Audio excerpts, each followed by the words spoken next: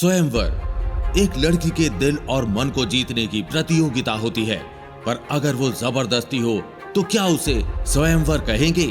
और क्या तैयार हो जाएगी यामिनी? और क्या सीमा बुआ होगी अपनी घटिया मकसद में कामयाब? स्वयंवर स्वयंवर कैसा और किसका स्वयंवर? भाभी, इसमें ना समझने जैसा क्या है? बात साफ है, शनाया का स्वयंवर। शनाया खूबसूरत है, बिजनेस इंडस्ट्री में अपने पोटेंशियल को साबित कर चुकी है। उसका नाम शिमला के हर बड़े खानदान में जाना जाता है। कोई भी उससे शादी करने के लिए एक पैर पे भी तैयार हो जाएगा।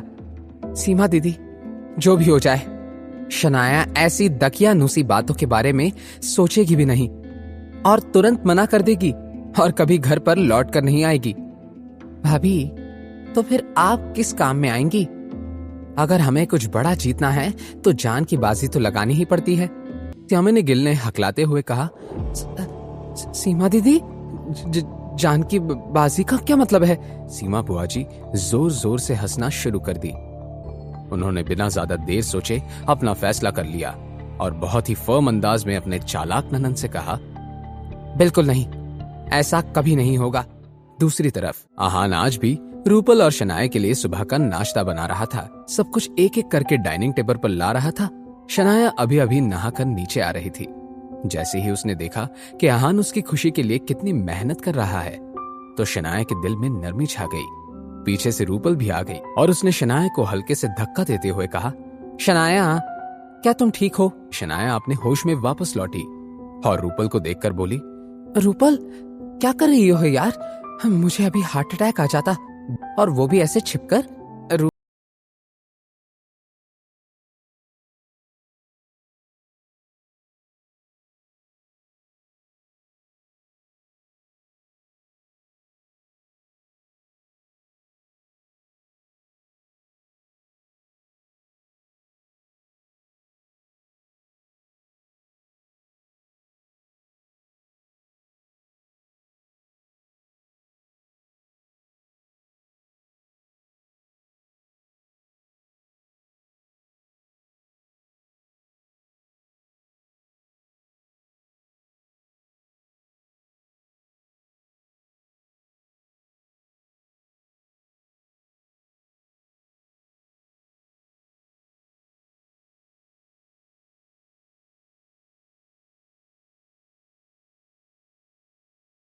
आहान शनाया से कुछ कह पाता, इससे पहले ही रूपल ने उसे इंटरप्ट कर दिया। हाँ आहान, शनाया सही कह रही है।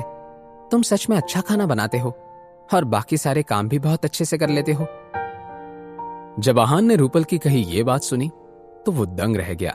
वैसे आहान, अब जब मैं इंडिया लौटी हूं और मैं बहुत दिनों से सोच रही थी कि घर के सारे काम करने के लिए कोई अच्छी सी मेड ढूंढ लूं। क्या ना तुम मेरे घर पर जॉब कर लो? मैं तुम्हें बहुत अच्छे पैसे दूंगी। और हाँ, इतना ही नहीं, तुम यहाँ रह भी सकते हो। इसी बहाने शनाया और मैं पहले की तरह सब कुछ साथ में करेंगे।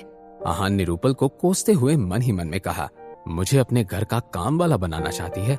आहान की फ्रस्ट्रेशन उसकी आंखों में साफ थी। जब शनाया ने देखा तो उसने एक गहरी सांस ली और कोई बहाना बनाते हुए आहान से बोली, आहान, प्लीज मेरे लिए ब्रेड ले आओगे? आहान ने शनाया की बात सुनी तो तुरंत हाँ में सर हिला दिया और रूपल को घूरते हुए किचन में चला गया। जैसे ही आहान वहां से चला गया था, शनाया ने रूपल के हाथ पर हल्के से मार कर कहा, रूपल, तुम आहान से ऐसे दिल दुखाने वाली बातें क्यों कहती हो? मुझे अच्छा नहीं लगता। शनाया को जाते हुए देखकर रूपल ने गुस्से से अपना फ्रेंच टोस्ट खा लिया। जैसे ही रूपल ने टेस्ट किया, उसके एक्सप्रेशन ही बदल गए। रूपल ने अपने आप से कहा, आहान खाना बनाने में सच में एक्सपर्ट है। थोड़ी ही देर बाद आहान से फिर से पूछती हूँ, शायद मेरे घर पर काम करने के लिए मान जाए।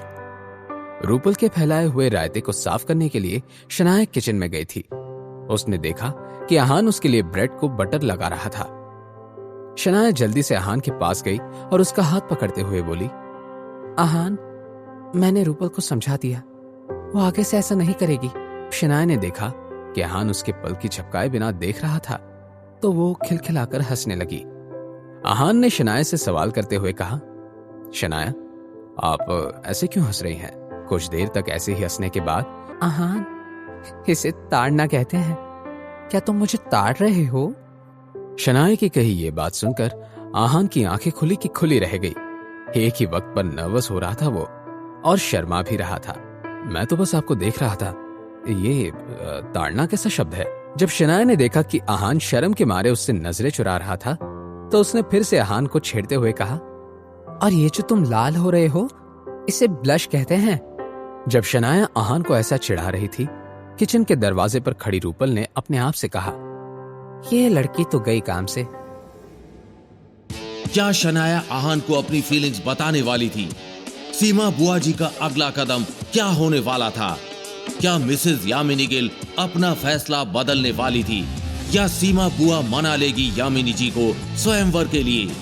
जानने के लिए देखिए अगला एपिसोड सिर्फ पॉकेट एफएम के यूट्यूब चैनल पर। और सीक्रेट अबीरजादा के सारे एपिसोड्स को सुनने के लिए डिस्क्रिप्शन में दी हुई लिंक से डाउनलोड कीजिए पॉकेट एफएम ऐप।